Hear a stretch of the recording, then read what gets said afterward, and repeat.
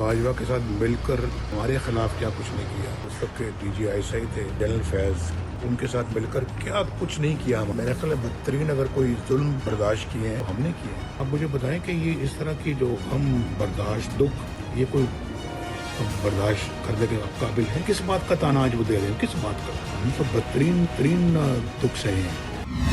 ناظرین, نواز شریف دکھی ہیں. انہیں بار بار وہ مظالم یاد آتے ہیں جو ان پر ڈھائے گئے. نواز شریف اس بات پر غمگین ہیں کہ ان کے ساتھ بہت برا ہوا. نواز شریف کو لگتا ہے انہوں نے بدترین ظلم برداشت کیے. نواز شریف کی بات درست ہے, ان کے ساتھ جو غلط ہوا اس پر آواز بھی اٹھائی جاتی ہے. نواز شریف کی بیوی بیٹی بھی ریاست کے منفی رویوں کا شکار رہی ہیں.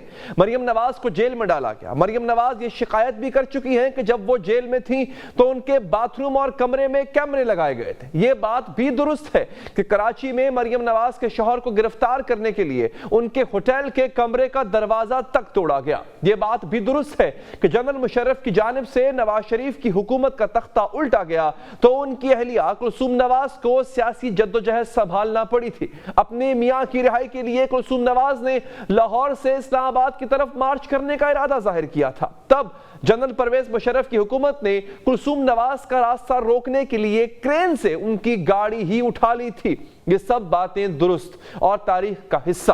اس تاریخ کو یاد کرتے ہوئے نواز شریف گلہ کرتے ہیں تو ٹھیک کرتے ہیں, لیکن اس ملک میں ظلم کا شکار سیاسی شخصیات میں نواز شریف اکیلے نہیں ہیں. اور بھی کتنے ہی سیاستدان ہیں جنہوں نے بدترین سیاسی ظلم دیکھا ہے. اور سیاستدانوں پر ظلم کا سلسلہ تو آج اس وقت بھی جاری ہے جب نواز شریف کی اپنی جماعت کی حکومت.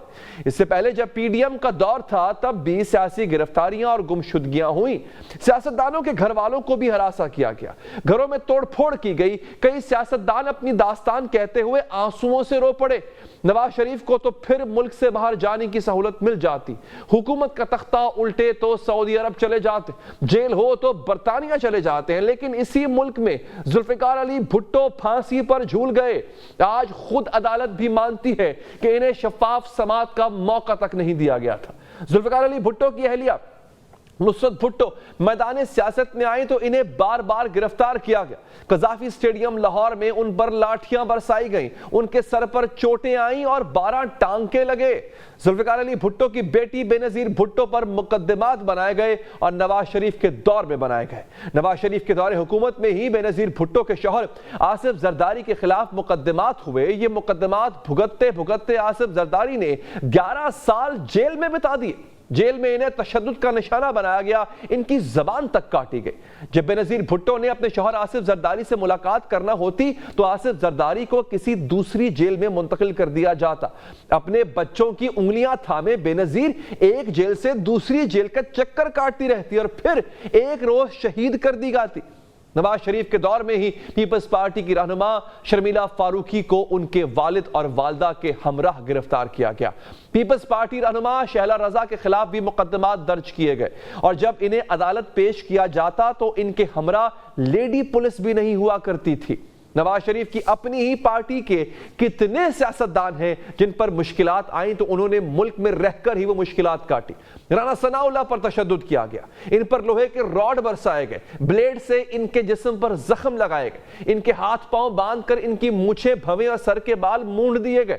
پرویز رشید پر اس قدر تشدد کیا گیا کہ جب ان کی بیٹی ان سے ملنے آئیں تو ان کے جسم کے حساس حصوں سے خون بہ رہا تھا.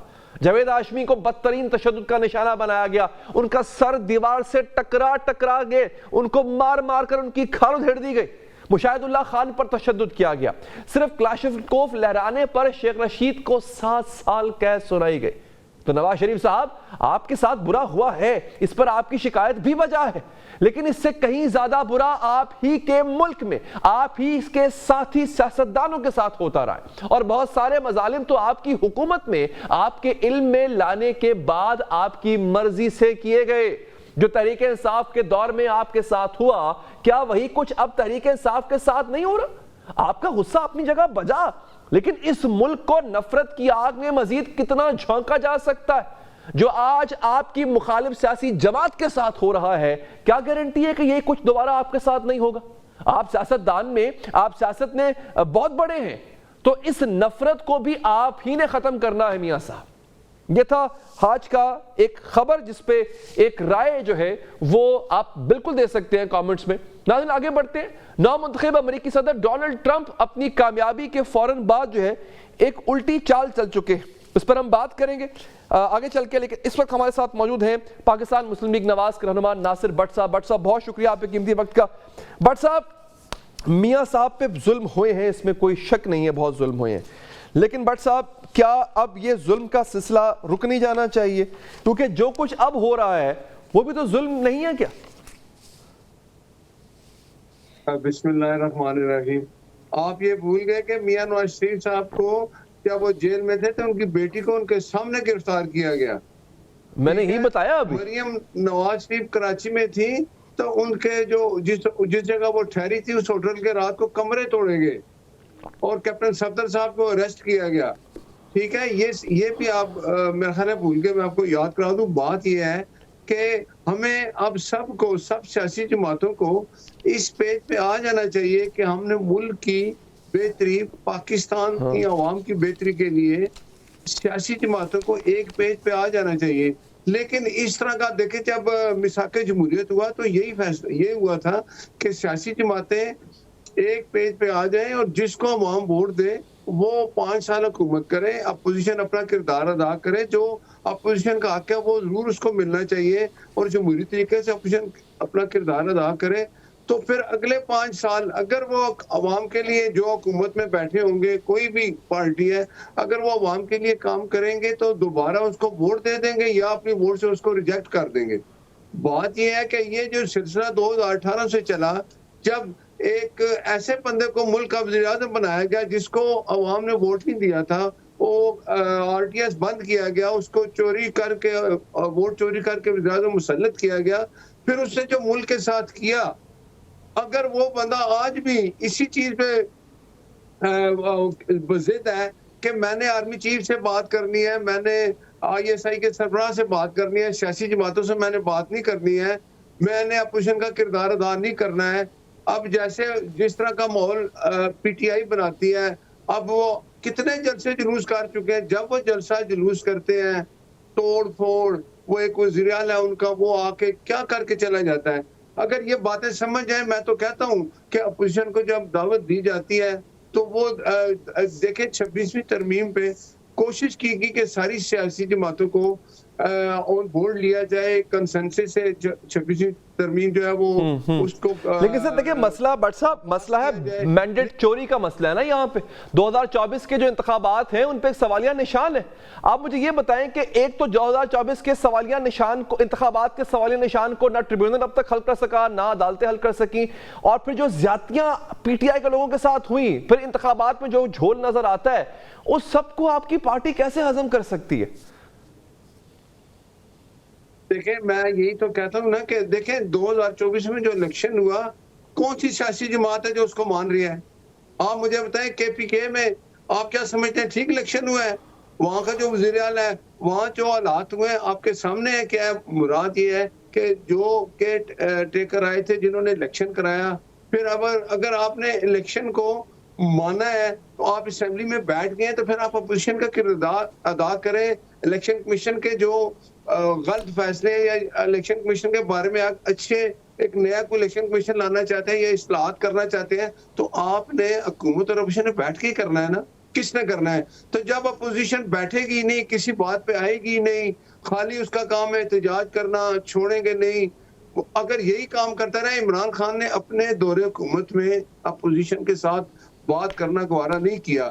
جب بھی کوئی بات ہوتی ہے, آپ کو یاد ہوگا شہباز صاحب جب اپوزیشن لیڈر بنے, اس کو مسلط کیا گیا, وزیر اعظم بنا, تو شہباز صاحب نے کہا کہ ہم آپ کا ساتھ دیتے ہیں کہ یہ جو ملک ہے اس کے استحکام کے لیے. یعنی بٹ صاحب ایسے آپ یہ مان رہے ہیں کہ 2024 کے انتخابات جو ہیں ان کے وہ درست نہیں ہوئے, اس میں مسئلہ ہے, سوالیہ نشان ہے؟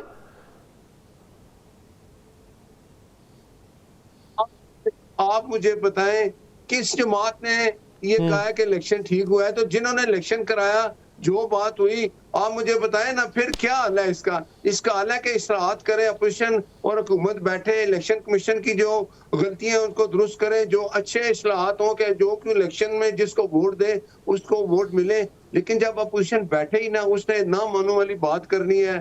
یعنی آپ یہ مان رہے ہیں بٹ صاحب کے انتخابات جو ہیں وہ صحیح نہیں ہوئے تو پھر آپ اقتدار میں کیوں بیٹھے ہیں سر؟